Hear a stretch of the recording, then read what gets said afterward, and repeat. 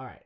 I want to talk about the Jared Kelenic thing because Jared Kelenic went on an interview, I believe, with Talkin' Baseball, one of those podcasts, and essentially kind of flamed the Mariners. He basically went out and flamed Jerry Dipoto because, well, I think he's a little bit fed up. So the comments were two comments in specific that he brought up. He brought up the 54% comment, and he also brought up the comment about the not even prime Babe Ruth could save this team. It could save this offense. That was something that Jerry Dipoto said back in June. And it was interesting.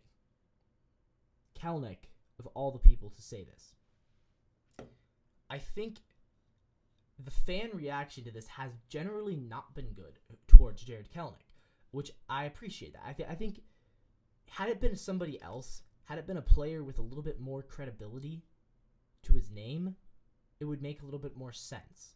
But Jared Kelenic is the last person who should be talking about maturity and about what he said about Jerry Dipoto being an unneeded distraction. You know what was an unneeded distraction? Oh, I don't know, maybe breaking your foot because you struck out and then had a rage monster incident? Oh, you know what's an unneeded distraction? Maybe it's yelling and screaming every single time you strike out and bringing down the vibes of the dugout, which is, by the way, important. People will tell you vibes don't matter. They do. Momentum, vibes, all that stuff matters. More than people realize, I think. Unneeded distraction? Come on, Jared. You're an unneeded distraction. You were an unnecessary distraction. This kid had one good month. One. In his entire career. And the reaction when he got traded from most Mariners fans that I saw was very negative. It was, why would we trade him? You know, we need to keep Jared Kelenic. He's going to be a superstar. And I said, look, we don't really need Jared Kelenic. And his trade value was at an all-time high this offseason. Now, I didn't like the specifics of the trade because I thought we probably could have gotten more from Jared Kelenic. I thought we should have tried to maybe get an infielder out of that trade or a higher level prospect. I don't know. But, you know, we paired him with Evan White to get rid of his contract because we're cheap. I think if you don't pair him with Evan White, you get a lot more for Jared Kelenic. But that's a whole other conversation. But I was fine trading him because I don't think we need that presence in the locker room. I think he clearly is the most negative guy on that team. And so when you talk about an unneeded distraction, I'm not sure if he necessarily is the right guy to do that. Now, if J.P. Crawford or if Cal Raleigh, Cal Raleigh kind of has.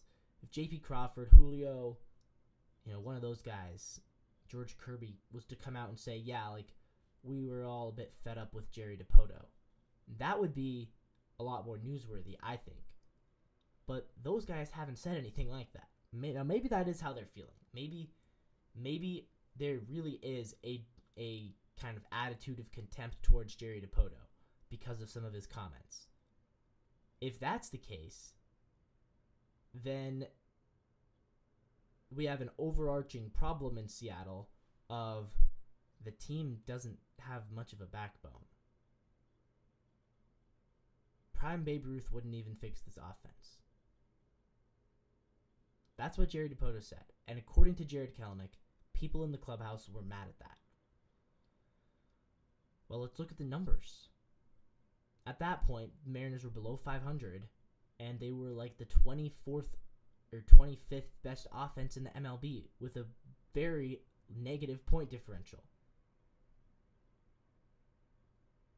And the team was mad that the general manager says, that the offense was bad, which it was bad. Grow up. I'm sorry. Like, you chose to do this. I choose to talk about sports. So, I get negative comments and, I have to deal with them. I don't let it get to my head. People disagree with what I say every single day. If I let that get to my head, I wouldn't be able to talk on YouTube for multiple hours sometimes a day. I wouldn't be able to do that if I let other people's negativity get to my head. No, people are going to say whatever. These guys chose to play professional baseball. That was the decision that they made. If the general manager of your team saying a factual statement about the team struggling causes that much controversy in the clubhouse, I worry about the mental fortitude of some of these guys. But we already knew Jared Kelenic didn't have a great mental fortitude because he throws temper tantrums every time he gets out and causes himself to get injured and miss multiple months of the season because of it. So I'm operating with the belief that it was just Jared Kelenic and that it wasn't Jerry Dipoto, or that it wasn't the rest of the players who were mad at Jerry Dipoto. I think Kelenic was mad at him, and I said they're going to trade him because there's issues there that go beyond the baseball field, and there are.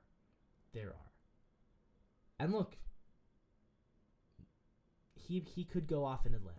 He could be great in Atlanta. I don't think he will, but there's a chance. And if he does, I'm probably still going to defend trading him because I think that was the right move. I really do. Now, does Jerry Dipoto have some problems? Yeah. Could he be better at public speaking? Yes. Could he be better at getting his message across to the fans? Absolutely. But in this case, I'm kind of on his side because Jared Kelenic really wasn't the guy who should be talking about distractions and that sort of thing. Because Jared Kelenic himself might have been the biggest distraction to this team last year. Like, your boss tells you you're doing a bad job at work. What do? You might get a little bit frustrated for a day. Then after that, you pick up the pace, right? You pick up the pace and work harder and get better at your job. So, I don't think that Jerry Dipoto's comments caused a clubhouse mutiny the way that Jared Kelenic might want us to think. I think he was mad, but we already know he was mad. So not much of a story. But good for Jared Kelenic for getting these interviews and getting his word out there. I'm proud of the kid. But I think the backhanded kind of remarks about his former team, kind of similar to what Paul Sewald did. It's not great look, just as far as like maturity. Because the mature thing to do is to walk away from the Mariners and say, look, what's in the past is in the past. Now I'm going to be better with my new team. Instead of, well, the Mariners, when I was in the Mariners, Jerry Dipoto, it's a rough clubhouse. Nobody cares anymore, dude. You're not on the team. Focus on the Braves now. That's my take.